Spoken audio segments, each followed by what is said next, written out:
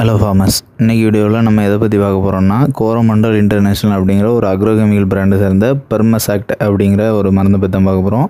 நீங்கள் ஸ்க்ரீனில் பார்க்குற மருந்து தான் அது. பெர்மசாக்ட் அப்படின்னா ஊடுருவி அப்படின்னு அர்த்தம்.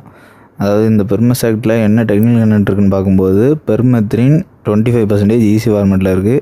இந்த கெமிக்கலை நம்ம தண்ணியில் போட்ட உடனே பால் நிறமாக தோன்றும். அதுதான் ஈஸி ஃபார்மேட்டில் இருக்கக்கூடிய கெமிக்கல்.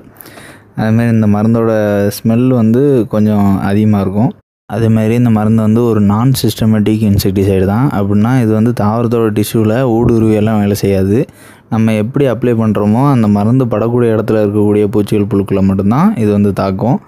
மற்றபடி இது டைரெக்டாக கான்டாக்ட் மூலமாக படாத எந்த ஒரு பூச்சோ புழுவோ சாவாது. அப்படி இல்லைனா நம்ம ஸ்ப்ரே பண்ண இடத்துல அது எதுவும் வரலனாலும் சாவாது. அதாவது என்னென்னா நம்ம எந்த ஒரு இன்செக்டிசைட் ஸ்ப்ரே பண்ணாலுமே இலைகளுக்கு மேல்புறம் தான் இருக்குமே தவிர அந்த மருந்து இலைகளுக்கு அடிப்புறம் படாது. அந்த மாதிரி ஸ்ப்ரெட் ஆகிறதுக்கு நம்ம இந்த ஸ்ப்ரெட்டிங் ஏஜென்ட்னு சொல்லக்கூடிய சிலிக்கோவெட்டோ அப்படி இல்லைன்னா இந்த ப்ரோவெட்டுன்னு சொல்லக்கூடிய இந்த வெட்டிங் ஏஜென்ட். அதாவது இது என்ன பண்ணோன்னா நம்ம மருந்து ஸ்ப்ரேயில் மருந்து கலக்கினதுக்கப்புறம் இதை கலந்து ஸ்ப்ரே பண்ணும்போது என்ன ஆகும்னா இலைகளுக்கு மேல்புறம் இருக்கக்கூடிய அந்த மருந்து அப்படியே வடிஞ்சு இலைகளோட எட்ஜில் வந்ததுக்கப்புறம் என்ன ஆகும்னா திருப்பி இலைகளுக்கு அடிப்புறம் ஸ்ப்ரெட் ஆக ஆரம்பிக்கும். இப்படி இருக்கும்போது சாதாரணமாக இந்த மருந்தை நம்ம வெட்டிங் ஏஜென்ட்டு யூஸ் பண்ணாமல் ஸ்ப்ரே பண்ணோம் அப்படின்னா ஒரு 70% ரிசல்ட் கிடைக்கிது. அப்படின்னா இதுவே நம்ம இந்த வெட்டிங் ஏஜென்ட் யூஸ் பண்ணி ஸ்ப்ரே பண்ணும்போது ஒரு 90 to 95% வரை ரிசல்ட் கிடைக்கும். மீதி 5% ஏதாவது ஒரு சில இடத்துல பூச்சோ புழுவோ மருந்து மேலே படாமல் உயிரோடு தான் இருக்கும். எதனால் அப்படின்னா நம்ம என்ன தான் மருந்தை செடியிலேருந்து 360 டிகிரி சுற்றி ஸ்ப்ரே பண்ணாலுமே இந்த கொப்புகள் ஆரம்பிக்கக்கூடிய இடம் அதே மாதிரி அதிகமான கொப்புகள் இருக்கக்கூடிய இடத்துல ஒரு சில பூச்சோ புழுவோ உயிரோடு இருக்கிறதுக்கான சான்சஸ் இருக்குது. அதேமாதிரி இந்த தண்டு துளைப்பான் இந்த காய் துளைப்பானெல்லாம் இப்போ காய்களுக்குள்ளே புழுக்கள் போயிடுச்சுன்னா நம்ம என்ன தான் மருந்து அடித்தோம்னாலும் புழு சாகாது. அதேமாதிரி தண்டுகளுக்குள்ளே புழுக்கள் போச்சுனாலுமே புழுகள் சாகாது. அப்போ என்ன பண்ணணும்னா இந்த தண்டுகளுக்குள்ளே இருக்கக்கூடிய அந்த கொப்பையும் உடைக்க வேண்டியிருக்கும். உடச்சி அகற்றினா தான் அந்த தண்டு தொலைப்பானை கட்டுப்படுத்த முடியும். அதேமாதிரி இந்த காய்ப்புழுன்னு சொல்லக்கூடிய இந்த கத்திரிக்காயெல்லாம் ஏற்படக்கூடிய இந்த காய்ப்புழுவையுமே நம்ம புழுக்கள் தாக்குதல் இருக்கக்கூடிய காய்களை அகற்றுறது மூலமாக தான் நம்ம அதை கட்டுப்படுத்த முடியும். எதனால்னா இந்த மருந்து மேலே தான் ஸ்ப்ரெட் ஆகும், ஊடுருவி பாயாதுன்னு நம்ம சொல்லியிருந்தோம். அதேமாதிரி காய்களை தின்னுட்டு இருக்கக்கூடிய புழுக்கள் ஒரு பக்கம் ஓட்டை போட்டு சாப்பிட ஆரம்பித்ததுக்கப்புறம் மறுபக்கம் வந்தால் தான் அந்த மருந்து மேலே பட்டால் சாகும். அதுவரை அது தின்னுக்கிட்டே தான் இருக்கும். இதுமாதிரி நம்ம சொன்ன மாதிரி இந்த மருந்தோட ஒர்க்கிங்னு பார்க்கும்போது இந்த மருந்து மேலே கான்டாக்டாக பட்டுச்சுனாலும் பூச்சிகள்லாம் அழிஞ்சிரும். அப்படி படலைனாலும் நம்ம ஸ்ப்ரே பண்ணியிருக்கக்கூடிய இடத்துல எந்த ஒரு புழுவோ அந்த இலையை உண்ணும் போதோ அப்படி இல்லைன்னா நம்ம மருந்து ஸ்ப்ரே பண்ணியிருக்கக்கூடிய இடத்துல வந்துச்சுனாலும் செத்துரும். அப்படி இல்லைன்னா இலைக்கு அடிப்புறம் போச்சுன்னா இந்த பூச்சிகள் புழுக்கள் சாகிறது கஷ்டம். எதனாலனா நம்ம ஸ்ப்ரெட்டிங் ஏஜென்ட் யூஸ் பண்ணால் தான் இலைக்கு அடிப்புறம் மருந்து ஸ்ப்ரெட் ஆகும்னு சொல்லியிருக்கோமே தவிர சாதாரணமாக இந்த பெர்மசாக்ட் மருந்தை யூஸ் பண்ணிங்கன்னா இலைகளுக்கு அடிப்புறம் இருக்கக்கூடிய பூச்சிகள் புழுக்கள் சாகாது. எதனாலனா மருந்து இலைகளுக்கு அடிப்புறம் போய் சேராது. அது மாதிரி இந்த மருந்து தாவரத்தில் ஊடுருவி பாயிறது இல்லை. அப்படிங்கிறதுனால தாவரத்தோட சாரை மருந்து படாத இடத்துலேருந்து எந்த ஒரு பூச்சோ புழுவோ உறிஞ்சதுனாலோ உண்ணிச்சினாலோ சாகாது. அதேமாதிரி இந்த மருந்து யூஸ் பண்ணுறது மூலமாக என்னென்ன பூச்சிகள் புழுக்களுக்கு கேட்கும் அப்படிங்கிறத நம்ம சொல்லிடுறோம்.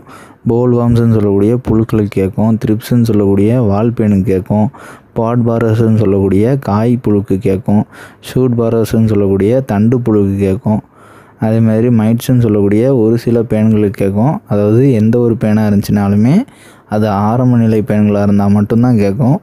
ரொம்ப அடல்ட் ஆகி முட்டையெல்லாம் போடுற ஸ்டேஜ் வந்துருச்சு இல்லைன்னா ரொம்ப சிவியராக ஸ்ப்ரெட் ஆகிருக்குன்னா அதுக்கு கேட்காது. இனிஷியல் ஸ்டேஜ்லாம் கேட்கும். அதேமாதிரி ஏஃபிட்ஸ்ன்னு சொல்லக்கூடிய அஸ்வினி பூச்சிக்கு கேட்கும், ஜாசிட்ஸ்ன்னு சொல்லக்கூடிய இலைப்பேனுக்கு கேட்கும். இது எல்லாமே தாவரத்தில் பாதிப்பு ஒரு 10 செடிக்கு 2 செடி 3 செடி அந்த மாதிரி இருந்துச்சுன்னா ஸ்ப்ரெட்டிங்கை தடுக்கிறதுக்கு நம்ம இதை யூஸ் பண்ணலாம். ரொம்ப சிவியர் கண்டிஷனில் இந்த மருந்து யூஸ் பண்ணோம்னா ரிசல்ட் ரொம்ப அதிகமாக கிடைக்காது. அதுமாரி இந்த மருந்தோட டோசேஜ்னு பார்க்கும்போது 1 லிட்டருக்கு 1 ml யூஸ் பண்ணாலே போதும். அதுவே ரிசல்ட் வைஸ் நல்லாயிருக்கும். அதேமாதிரி இந்த அந்து பூச்சின்னு சொல்லக்கூடிய இந்த டைமண்ட் பேக் மொத்துக்கு கேட்கும். இந்த பூச்சிக்குமே இந்த மருந்து நல்லாவே கேட்கும். அதேமாதிரி லீஃப் ஹோல்டர்ஸ்ன்னு சொல்லக்கூடிய இந்த இலையை மடக்கக்கூடிய ஒரு சின்ன புழு இது என்ன பண்ணும் அப்படின்னா இப்போ உதாரணத்துக்கு நம்ம முருங்கை மரத்தை எடுத்துக்கலாம். இந்த முருங்கை மரத்தில் இருக்கக்கூடிய இலைகள் ரொம்ப மைன்யூட்டாக இருக்கும். மற்ற காய்கறி வகை பயிர் மாதிரி ரொம்ப பெரிய இலைகளாக இருக்காது. அந்த இலைகளில் இந்த புழுக்கள் தாக்குதல் ஏற்பட்டுச்சு அப்படின்னா இலைக்கு சென்டராக இந்த புழு இருந்து ஒரு ஷெல்ட்ரு மாதிரி ஒரு வீடு மாதிரி அந்த இலையை மடக்கி வச்சுக்கும். அப்படி வச்சுட்டு அதில் இருக்கக்கூடிய சாரை வந்து உறிஞ்சிக்கிட்டே இருக்கும். இப்படி இருக்கும்போது இலைகள் சேதம் வந்து ஏற்படும். ஸோ இந்த மாதிரி லீஃப் ஹோல்டர் பாதிப்பை கண்ட்ரோல் பண்ணுறதுக்கு இந்த மருந்து யூஸ் பண்ணுறாங்க. அதே மாதிரி லீஃப் மைனர்னு சொல்லக்கூடிய இந்த இலைகளில் வந்து ஒரு மைன் மாதிரி, எப்படின்னா இந்த இலைக்கு மேலே இருக்கக்கூடிய ஒரு சின்ன மைன்யூட்டாக ஒரு ஷீல்டு மாதிரி இருக்கும். அந்த லேயருக்கும் அந்த க்ரீனிஷான லேயருக்கும், அந்த இலைக்கும் அதுக்கு மேலே இருக்கக்கூடிய அந்த ஷீல்டு லேயருக்கும் நடுவில் வந்து இந்த பச்சை இலையை வந்து அப்படியே தின்னுக்கிட்டே ஒரு புழு வந்து ஒரு கூடு மாதிரி அப்படியே நீட்டாக ஓடிக்கிட்டே இருக்கும். ஒரு மைன் மாதிரி சுரங்க மாதிரி தோண்டி அப்படியே ஓடிட்டோம். இதுக்கு பேர் தான் அந்த லீஃப் மைனருங்கிறது. இமேஜ் வந்து டிஸ்பிளேவாகவும் பார்த்துக்குங்க. இந்த புழுக்களோட தாக்குதலையும் நம்ம இந்த மருந்து யூஸ் பண்ணி கண்ட்ரோல் பண்ணலாம். அதே மாதிரி இந்த மருந்தை வந்து எல்லா வகையான பூச்சிகளோடையும் சரி, பூஞ்சான குழிகளோடையும் சரி சேர்த்து பயன்படுத்தலாம். இதனால் தாவரத்துக்கு எந்த ஒரு பாதிப்பும் ஏற்படாது. அதே மாதிரி இந்த மருந்தை வந்து எல்லா வகையான பயிர்களுக்கும் யூஸ் பண்ணலாம். பூவை பயிராக இருக்கட்டும், காய் வகை பயிராக இருக்கட்டும், பழ வகை பயிராக இருக்கட்டும், எண்ணெய் வித்து பயிராக இருக்கட்டும், நம்ம சொல்லியிருக்கக்கூடிய பூச்சிகள் புழுக்கள் தாக்குதலுக்கு இந்த மருந்து யூஸ் பண்ணால் ரிசல்ட் ரொம்பவே நல்லாயிருக்கும். இந்த மருந்தோட ப்ரைஸ்ன்னு பார்க்கும்போது 1/2 லிட்டர் வந்து 420 ரூபாயிலேருந்து ஸ்டோரில் அவைலபிளாக இருக்குது. இது 1 லிட்டர் நீங்கள் வாங்கினீங்கன்னா 800 ரூபாயிலேருந்து ஸ்டோரில் அவைலபிளாக இருக்குது. இந்த மருந்து வந்து இப்போது ஒரு 2 ஏக்கர் 3 ஏக்கர் அந்த மாதிரி பயிர் செஞ்சு யூஸ் பண்ணுறவங்க வந்து 1 லிட்டராக வாங்குறது பெஸ்ட்டு. அதனால 1/2 லிட்டருக்கு கம்பேர் பண்ணும்போது ஒரு 40 ரூபா 1 லிட்டர் பேக்கேஜாக வாங்கும்போது லெஸ் ஆகுது.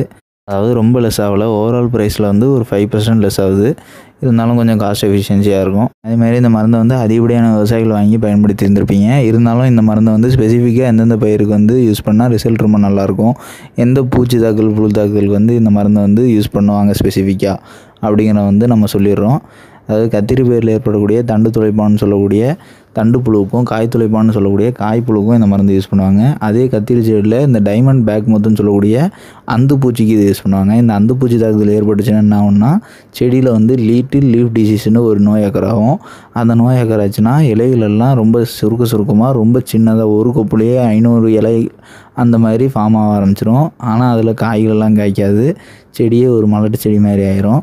அதே மாதிரி இந்த மாதிரி ஆகக்கூடிய செடியிலேருந்து சாறு உறிஞ்சும் பூச்சி எதுவும் இந்த செடியில் சாறு உறிஞ்சிட்டு, அதாவது இந்த லிட்டில் லீஃப் டிசீஸ் பாதிச்சிருக்க செடியில் சாறு உறிஞ்சிட்டு நல்லா இருக்கக்கூடிய செடியில் போய் சாறு உறிஞ்சுன்னா அந்த செடியும் இந்த மாதிரி ஆகக்கூடும். இப்படி ஆகிற செடிகள் வந்து திருப்பி பழைய நிலைமைக்கு ரீபில்ட் ஆகவே ஆகாது. அந்த செடியிலேருந்து ஈல்டு எடுக்கவே முடியாது. இது வந்து சரி செய்ய முடியாத ஒரு நோய் தான் இந்த லிட்டில் லீஃப் டிசீஸ். அதனால் இந்த நோய் வர்றதுக்கு முன்னாடியே இந்த டைமண்ட் பேக் மொத்தம் அழிக்கிறதுக்கு ப்ரிகாஷனாக இந்த மருந்து யூஸ் பண்ணலாம். அதுமாதிரி இந்த நோய் தாக்குதல் ஒருவேளை ஏற்பட்டுருந்துச்சு, ஒரு 5 செடி தாக்குதல் ஏற்பட்டிருக்கு, இந்த பூச்சி இந்த லிட்டில் லீஃப் டிசீஸ் நோய் தாக்குதல் ஏற்பட்டிருக்கு அப்படின்னா அந்த செடியை அப்புறப்படுத்துறது நல்லது. எதனாலனா, எந்த ஒரு பூச்சி இதில் இருந்து சாறு உரியும் பூச்சோ அப்படி இல்லைனா இலைகளை அறுத்து கொன்ற பூச்சோ இந்த செடியில் சாப்பிட்டுட்டு இன்னொரு செடி நல்ல செடியில் போய் சாப்பிடும்போது அந்த செடியும் இதேமாதிரி ஆயிரும். ஸோ இந்த மாதிரி இருக்கக்கூடிய செடியில் முடிஞ்ச அளவு அகற்ற பாருங்கள். முடிஞ்ச அளவு பிடுங்கி தோட்டத்துக்கு பக்கத்துலேயே வச்சு எரிச்சிடுறது நல்லது. அப்படி ஒரு வேளை எரிச்சதுக்கப்புறமா இந்த மாதிரி ஸ்ப்ரெட் ஆச்சு அப்படின்னா இந்த மருந்தை வந்து யூஸ் பண்ணுங்கள். அதுக்கப்புறம் திருப்பி இந்த மாதிரி ஆகிறதுக்கு வாய்ப்பு கிடையாது. அதேமாதிரி வெண்டை பயிரில் வந்து இந்த புழுக்கள் தாக்குதல் அதிகமாக இருக்கும், அதுக்கு இந்த மருந்து யூஸ் பண்ணலாம். அதேமாதிரி பாகற்காய் பயிரில் இருக்கக்கூடிய புழுக்கள் தாக்குதல், காய்ப்புழு தாக்குதலுக்கும் இந்த மருந்து வந்து யூஸ் பண்ணலாம். அதேமாதிரி இந்த தக்காளி பயிரில் ஏற்படக்கூடிய இந்த லீஃப் மைனர் நோய்க்கும், அதாவது இந்த புழு லீஃப் மைனர் இந்த இலைகளில் சுரங்கம் தோண்டக்கூடிய இந்த புழுக்கும், அதே மாதிரி முருங்கையில் ஏற்படக்கூடிய இந்த லீஃப் மைனர், அது மாதிரி இந்த பாட் வார்ம்ஸ்ன்னு சொல்லக்கூடிய அந்த சிறு சிறு புழுக்கள், அது கிட்டத்தட்ட அது வந்து இந்த காய்ப்புழு மாதிரி தான், ஆனால் ரொம்ப மைன்யூட்டாக இருக்கும். இது வந்து இலைகளையும் தூங்கும், பூவையும் தூங்கும். இந்த புழுக்கும் இது யூஸ் பண்ணலாம். அதே மாதிரி இந்த தக்காளி பயிரில் ஏற்படக்கூடிய இந்த லீஃப் மைனருக்கும் யூஸ் பண்ணலாம். அதுமாதிரி இந்த லீஃப் ஃபோல்டருக்கும் யூஸ் பண்ணலாம். இந்த மாதிரி ஸ்பெசிஃபிக்காக நம்ம சொல்லியிருக்கக்கூடிய எல்லா புழுக்களுக்குமே இந்த மருந்து நல்ல ரிசல்ட் கொடுக்கும். முடிஞ்ச அளவு 1 ml யூஸ் பண்ணுறதுக்கு பாருங்கள், அதுதான் பெஸ்ட்டு. ஏன்னா டோஸ் கூட்ட பூச்சோ புழுவோ அதை தாங்கக்கூடியதுக்கான இம்யூனிட்டி வந்து அதுக்கிட்ட சுரக்க ஆரம்பிச்சிடும். அப்படி சுரந்துச்சு அப்படின்னா நம்ம யூஸ் பண்ணக்கூடிய மருந்துக்கான ரிசல்ட் வந்து நமக்கு கிடைக்காது. புழுக்கள் பூச்சிகள் வந்து எதிர்ப்பு சக்தியோட ரெசிஸ்டண்ட் ஆயிரும். அப்படி ஆச்சுன்னா நம்ம வந்து மருந்து டோஸ் கூட்டிக்கிட்டே இருந்த மாதிரி தான் இருக்கும், கட்டுப்படாது. அதனால் 1 டோஸ் 2 டோஸ் கொடுத்து பாருங்கள் 1 ml. கேட்கல அப்படின்னா வேறு மருந்து நீங்கள் யூஸ் பண்ணுறது நல்லது. இந்த வீடியோவில் டவுட் இருந்துச்சுன்னா கவனம் பண்ணுங்கள். இந்த மாதிரி விவசாயம் சம்மந்தமான வீடியோக்கள் தொடர்ந்து பார்க்குறோம். நம்ம சேனலை மறக்காமல் சப்ஸ்கிரைப் பண்ணிங்க.